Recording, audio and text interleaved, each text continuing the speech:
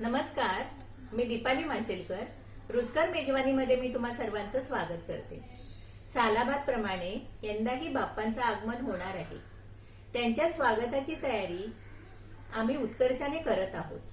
घराघरात बाप्पासाठी छान छान मोदक आणि इतर नैवेद्याचे प्रकारही केले जातील. त्याकरताच मी तुमच्यासाठी बाप्पाच्या नैवेद्याची एक खास रेसिपी घेऊन आली आहे. ती म्हणजे निवेग्रा. निवेग्रा काय म्हणजे असा प्रश्न पडला असेल ना तुम्हाला. अहो, ही कोकणातील पारंपरिक डिश आहे. गौरी गणपतीसाठी हमखास बनवली जाते. एकदम रुचकर आणि चविष्ट अशी ही डिश आहे. चला तर मग आपण रेसिपीकडे वळूया. हे मी 2 कप मोदकांचं पीठ घेतलंय. बासमती तांदळाचं पीठ आहे. तुम्ही दुसरं कुठलंही घेऊ शकता. आणि तेवढंच मी हे पाणी घेतलंय. तर प्रथम आपण ह्याला ना उकड काढून घ्यायची आहे. आणि हे जे पाणी आहे ना ते आपण उकळत ठेवूया. तर पाण्याला आपल्या उकळी आलेली आहे. तर ह्यात आपण ना 1-2 टीस्पून तेल घालू आणि 1 टीस्पून मीठ घालूया.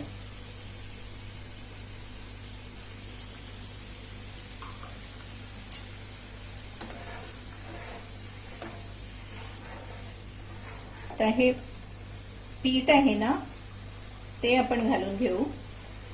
फ्लेम कमी करायची. चांगलं मिक्स करून घेऊ.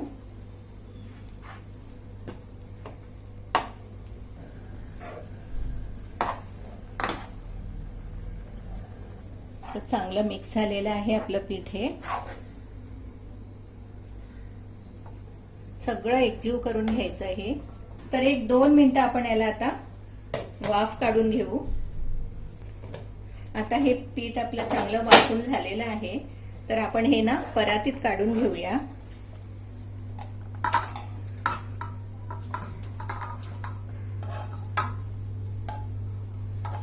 आणि थोडंसं हे कोमट होऊन दे तोपर्यंत आपण हे जरा ब्लाइंड करून घेऊ.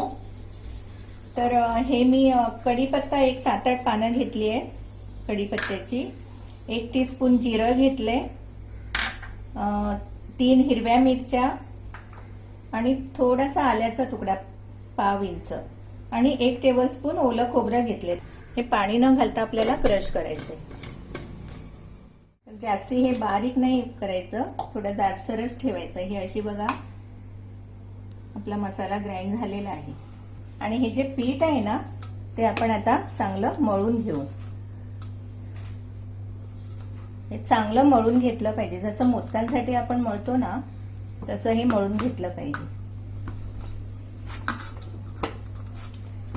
असं हे पीठ आपलं मळून झालेलं आहे. एकदम असं सॉफ्ट झालंय हे बघा.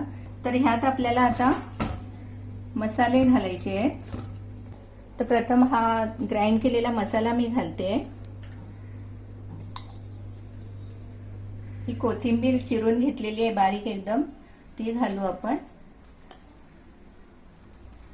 हे मीठ घालते मी परत. मगाशी मी 1 टीस्पून घातलं होतं पण आता आणखीन मी 1 टीस्पून घालते.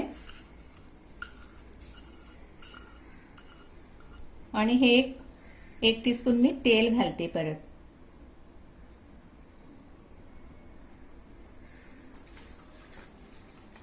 हे सगळं आता आपण असं ह्याच्यात पिठात मिक्स करून घेऊया.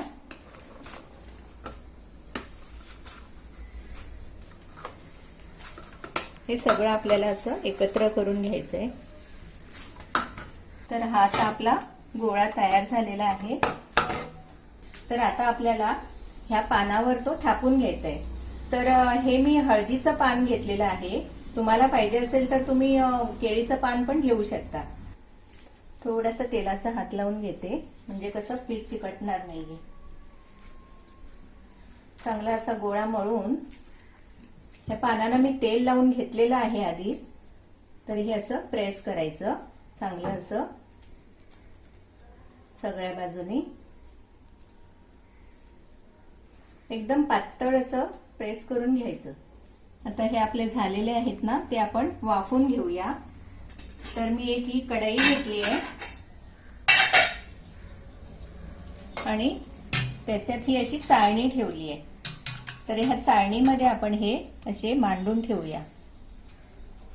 असे एकावर एक ठेवले ना तरी काही हरकत नाहीये, ते चांगले वाफवले जातात.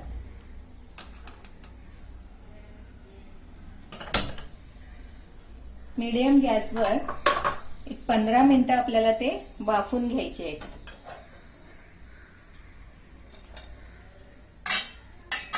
हे असं झाकण ठेवू आपण आणि 15 मिनिटं जरा वाफून घेऊया. आता आपली 15 मिनिटं होऊन गेलेली आहे. तर आपल्या ह्या झालेल्या आहेत. आता मस्त कलर पण ट्रान्सपरंट झालाय. अशा ह्या निवगरे आपल्या तयार झालेल्या आहेत. ह्या दही, चटणी किंवा तुपाबरोबर तुम्ही खाऊ शकता. ह्या गणेश चतुर्थीला ही रेसिपी तुम्ही नक्की ट्राय करा आणि बाप्पासाठी हा वेगळा नैवेद्य तुम्ही जरूर दाखवा.